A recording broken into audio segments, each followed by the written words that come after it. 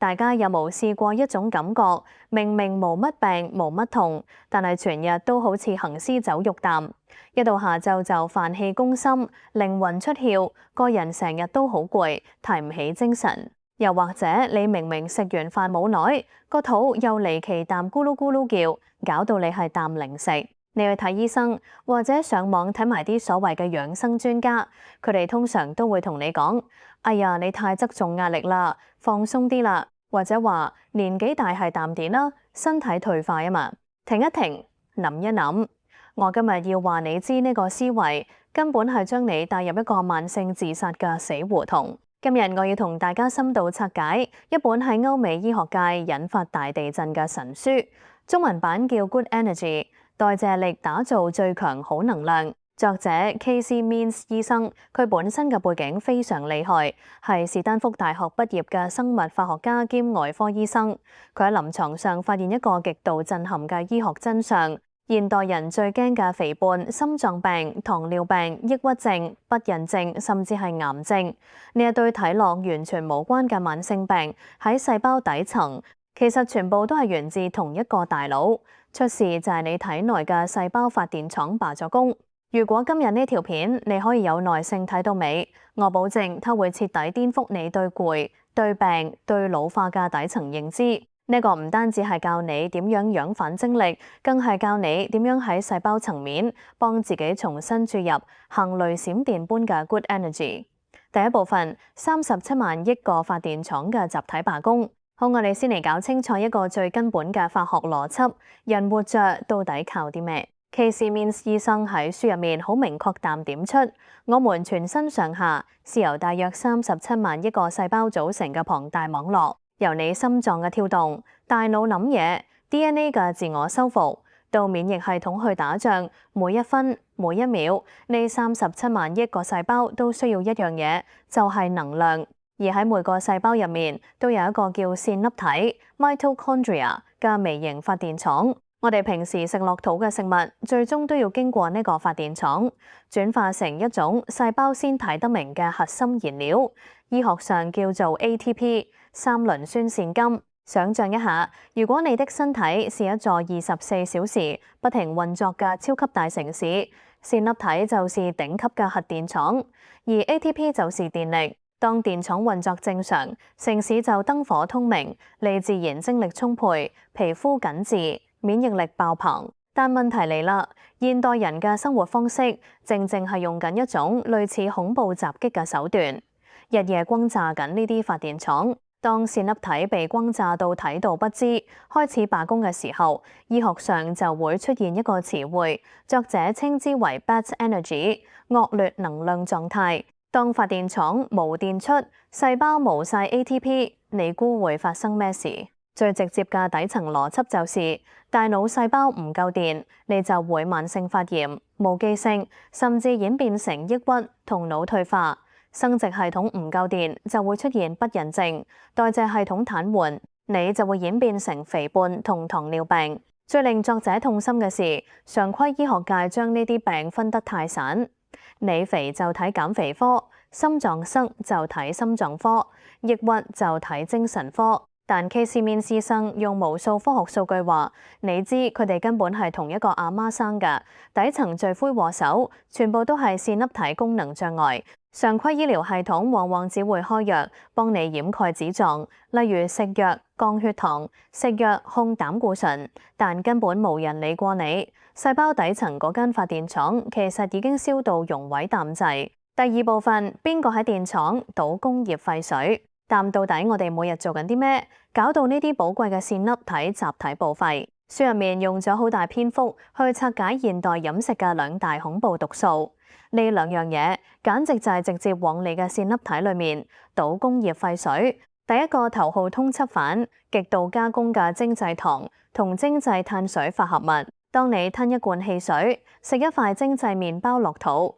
大量嘅葡萄糖會好似海嘯氮，瞬間湧入血液。你的線粒體本來好端端啖做緊嘢，突然間好似有幾百萬噸嘅燃料，一口氣塞入個小熔爐裏面，熔爐承載唔到，就會產生大量嘅垃圾。醫學上叫做自由基 （free radicals）。自由基太多，就會引發氧化應激 （oxidative stress），直接炸爛細胞膜同破壞 DNA。第二個隱形殺手，工業精製植物油、精製種子油，即係現代西方飲食、餐廳外賣最常用嘅植物油，裡面含有極高濃度嘅 Omega-6脂肪酸。你要知道，我們細胞外面嗰層細胞膜係需要由健康嘅脂肪去構建，好讓營養可以入去，垃圾可以排走。但當你長年累月食呢啲劣質工業種子油，你的細胞膜就會變得極度硬化同僵直，結果細胞門口鎖死咗，胰島素呢條鎖匙開唔到門，血糖進不去。發電廠無燃料，細胞一邊瘋狂呼叫我好攰，我無能量，快啲叫主人再食嘢。但另一邊進不去細胞嘅糖，唯有留在血液，轉化成脂肪堆積喺你嘅內臟同大肚腩度。這就是為什麼你越食越攰，越攰越肥嘅終極科學真相。除咗食錯嘢，現代生活嘅完美風暴仲有幾大幫兇。長期久坐，當你坐定定唔喐，你的肌肉根本收不到吸取血糖嘅信號，血糖喺血液度漂流，就會引發慢性發炎。壓力與慢性焦慮，不論是工作壓力，還是你臨瞓前係啖刷手機睇到嘅負面新聞，都會刺激皮質醇壓力荷爾蒙狂飆。皮質醇一上線，就會直接下令拆毀線粒體，干擾血糖平衡 （circadian rhythms）。晝夜節律混亂，長期的夜生活同強烈嘅人工環境光會直接切斷褪黑素嘅分泌，令線粒體喺夜晚無法進行排毒同回收修復。Bad Energy 嘅三大核心指標：氧化應激、慢性發炎、胰島素敏感度下降。一旦呢三個惡性循環形成，你的身體就像一塊沼澤，就算你食再多嘅藥，都只係喺沼澤上面起皇宮，隨時會崩塌。第三部分引爆 Good Energy 嘅三大飲食修正案。既然摸清咗底細，知道線粒體係點樣被搞殘㗎，我哋點樣反客為主，重啟呢個能量引擎？Casey Means 醫生話：你唔需要去食好貴嘅神仙藥，解決方案就在你的飯桌上。只要你懂得向細胞發出正確嘅分子指令，身體就會自動啟動修復模式。具體操作有三大核心原則。原則一：無情丟棄三大細胞污染源。你要認真睇清食品標籤，徹底喺你生活裡面減去三樣嘢：一、添加精製糖；二、工業植物種子油；三、過度加工嘅精製穀物，例如白麵包、即食麵。呢啲嘢冇任何微量營養素，食落肚純粹係為細胞帶嚟龐大壓力，刺激大腦分泌多巴胺，令你越食越上癮，將渴望當成係細胞缺乏營養嘅求救信號，而唔係單靠意志力去死撐。原則二：建立高密度微量營養素方陣。要讓線粒體高效製造 ATP， 它需要大量嘅催化劑，生產線運作要順暢，必須有補充足夠嘅 B 族維他命、C、維他命 C、鋅、CoQ10同埋鎂。點樣食？作者唔係叫你單純用菜去代替肉，而是要食彩虹飲食同全形食物 （Whole Foods），多食豆類、天然健康油分，如特級初榨橄欖油，豐富高纖嘅蔬菜。纖維素唔單止可以幫你拉平飯後嘅血糖波動，避免血糖飆升，它更能餵飽你腸道裡面嘅益生菌，產生短鏈脂肪酸，直接減少全身嘅細胞發炎。原則三：引入天然發酵如香料保鏢。泡菜、酸菜、天然乳酪等發酵食物是提升腸道菌群多樣性嘅大補品。另外，書入面特別點名那些被現代人忽略嘅香料，例如肉桂可以幫手穩定血糖，大蒜富含大蒜素，是天然嘅抗炎武器。將呢啲嘢配搭埋一齊，就會產生食物協同效應，好似一隊特種部隊艦，幫你嘅細胞發電廠做大掃除。第四部分用老祖宗嘅智慧鍛鍊你的細胞人性。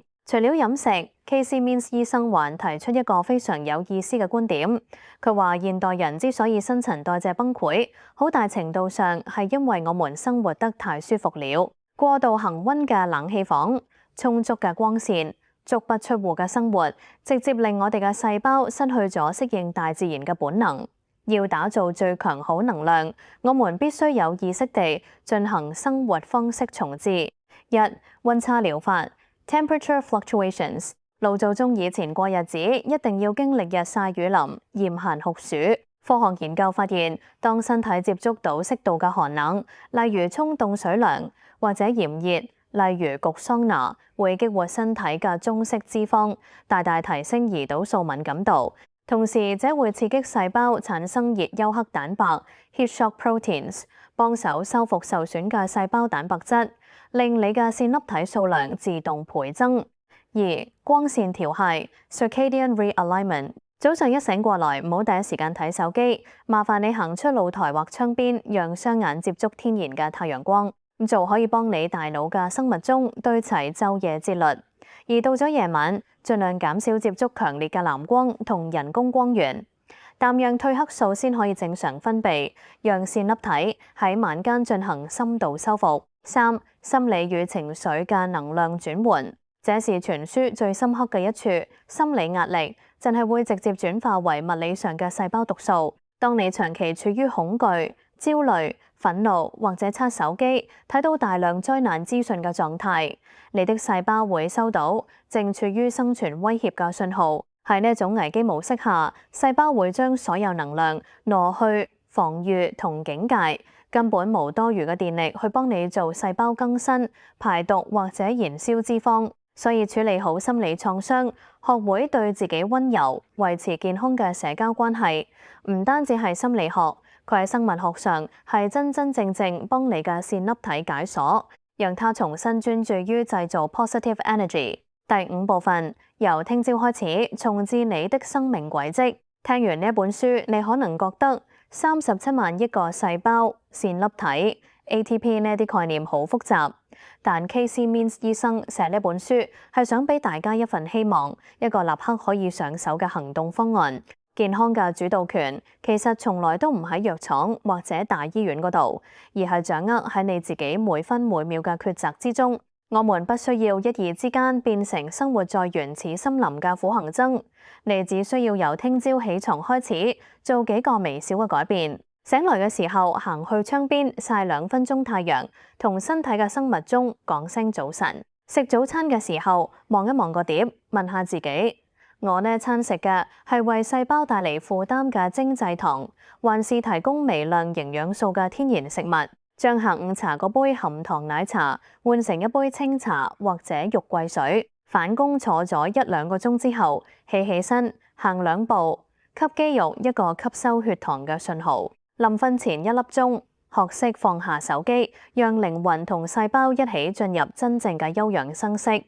這每一個微小嘅決定加埋一齊，就決定了你身體嘅底層環境，到底是走向疲憊、發炎同疾病，還是走向充滿活力、緊緻同逆齡嘅未來。你的身體是你這一生唯一一處需要日夜居住嘅地方，請不要等到它千瘡百孔、核電廠全面熔毀嘅時候，才想起去維修。由今日開始，學會對自己溫柔，用正確嘅燃料同節奏去喚醒它。你體內那37萬億個細胞，正在等待你按下那個重啟發電嘅按鈕。多謝大家睇到最後，如果你鍾意今日嘅深度分享，記得幫手點個 like， 訂閱我嘅頻道，並且將呢個關於細胞能量嘅驚天秘密分享俾你身邊成日覺得攰嘅朋友。我哋下條片見，拜拜。